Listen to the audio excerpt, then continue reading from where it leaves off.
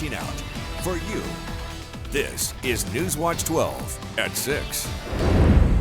In a developing story, ODOT says as many bridges around the state are reaching their end of lifespan, safety standards are consistently changing, including seismic standards. Jennifer Singh shows us despite constant rehabilitation to meet those standards, being prepared for a natural disaster ultimately starts at home.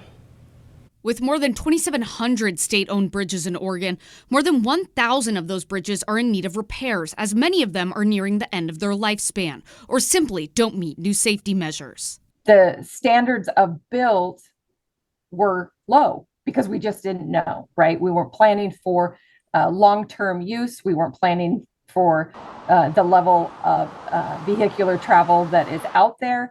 Something else planners weren't prepared for when many of the state's bridges were originally built was how to prepare them to withstand a devastating natural disaster.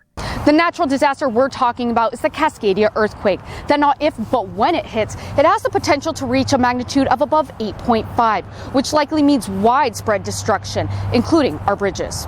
Without even taking into consideration county-owned and city-owned bridges, there are about 2,800 state-owned bridges in the state of Oregon, and less than half of them, or more than half of them, are expected to fail during an earthquake. Mindy McCart with ODOT tells me seismic standards are a relatively new concept in the grand scheme of bridges, but it's a concept that is constantly changing, expensive, time-consuming, and requires a lot of resources. When we think about upgrading all of our current bridges across Oregon, which there are many, to meet all of those new seismic standards, that's a huge ask. And whether or not you will be prepared if hundreds of bridges across the state collapse, as there is only so much that can be done to prepare our infrastructure in the event of a disaster.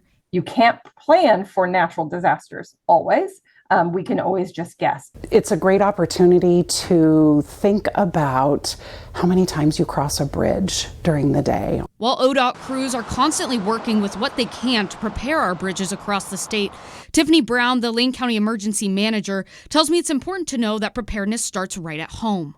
Build a kit, be informed, and make a plan. And she says ready.gov is another place to look for ways to be prepared.